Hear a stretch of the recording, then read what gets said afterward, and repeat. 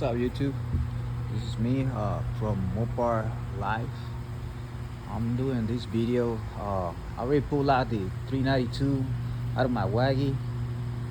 uh, this is my build right here. It's a 2005 Magnum with a 2012 Dodge Charger wire harness, computers, modules, and everything.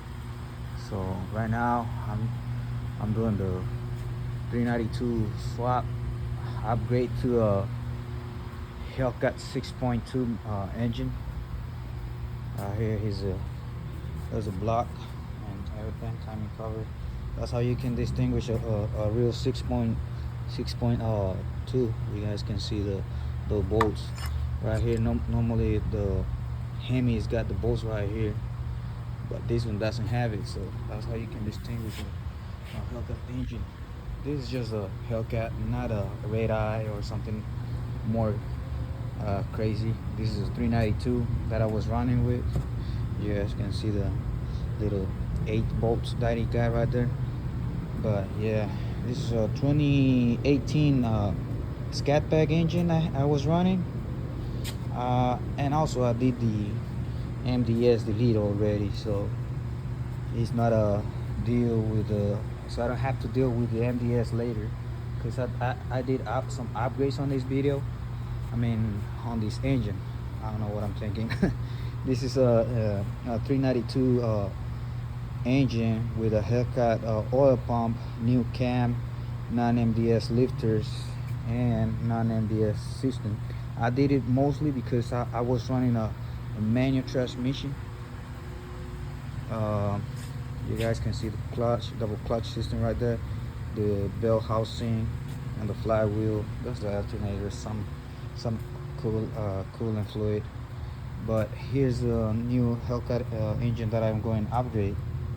You guys can see it needs a little love, but I'll take care of it a little bit in a minute. But yeah, so that's why I had to do the MDS delete, because whenever it comes manual transmission, they don't come with the MDS lifters system, so it has to be deleted. Otherwise it will run for a little bit without any problem, but let's let you notice it's gonna start ticking. So definitely I recommend do the MDS lifter delete if you go manual and do some upgrade with the Hellcat oil pump. Other than that, you guys is gonna be in a serious trouble if you before you drop in the engine and don't do that conversion delete. You're gonna double work yourself. So I recommend do the MDS delete before dropping in the engine. And if you got it out, you better do it right there in there, man. Otherwise you're gonna have to do it with the engine inside, and it's gonna be way more trouble, because it happens to me. I had to take off the radiators and pretty much fans and everything, all entire front end, just to be able to pull out the cam, because I didn't want to get the engine out on the first try. But now I pretty much after that I double worked myself, and I ended up redoing the entire engine, head, gaskets, and stuff like that. But I definitely recommend it to do it, because right there outside you can just do it way more easier. You guys just got the engine right there in there. You don't have to struggle or do exchange maneuvers just to get the whatever bolts out of it. So yeah, it's way more easy with the engine out, definitely, no doubt about it. Other than that, yeah, I heard a rumor that the BGE block comes from the 18 and up. This block came out of a 2017 Charger. Let's see if you got the BEG right on the block.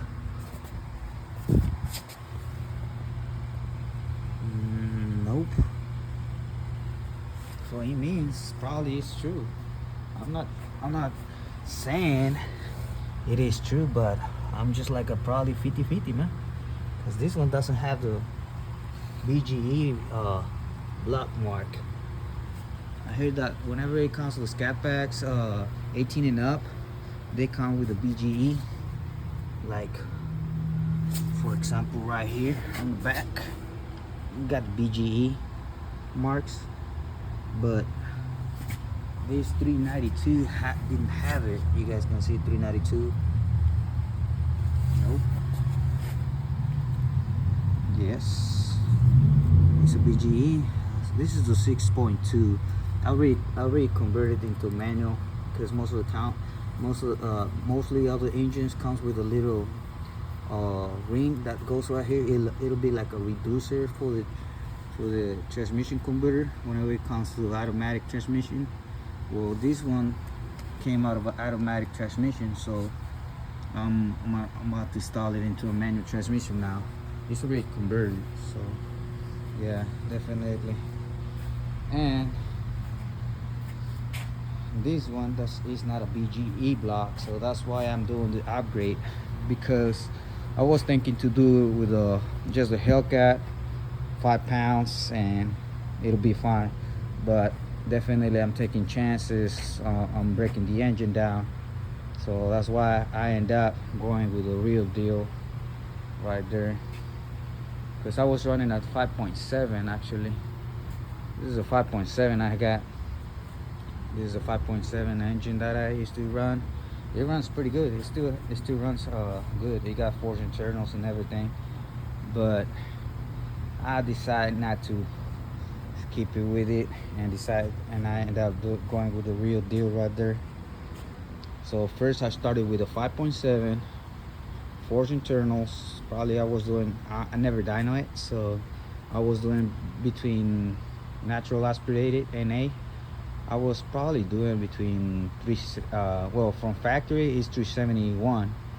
That's from, but the thing is that the trick is that 371 to the crank, not to the rear wheels. On the rear wheels I was probably doing 360 or 350, 340 something on the rear wheel. So you just pretty much the torque on that one. The scat pack is supposed to be is running around 460 to the crank, but it's actually 435 or 30 something to the rear wheels, because the entire power between transfer from the transmission and then all the way to the rear differential definitely reduce the torque and power of the engine. Other than that, from what I know, if I'm not wrong, it's feel good to comment about it if I'm wrong or mistaken. Definitely I'll take it as positive, because definitely I'm not a pro. I'm still learning, and I'm always open to learn new things. But like I was saying, this is a 345, so it's rated on 371. Probably I was doing 340 something on 5,000 RPMs. Then I moved to the scat pack. I already mentioned the rated specs on the horsepower and torque, if I'm not mistaken. And then this is the 6.2 engine that I'm going. I did my research, and the CC, or yeah, cubic inches on this one is actually 376 cubic inches. It's almost the same as the 6.1 engine. The 6.1 engine, I did my research, and the 6.1 engine is a 370 cubic inches. So pretty much this one is 345, 392, 6.2. I'm sorry, 376, and then the 6.1 is actually 370. So it's not a big difference between the 6.1 and the 6.2, guys. I mean, feel free to do some investigation and let me know if I'm kind of like mistaken about it. And thank you for watching, guys. I hope you guys got interesting on my project. I will keep you guys updating. I know this guy's been turned a little bit long, but we'll see how this thing ends up. Keep watching.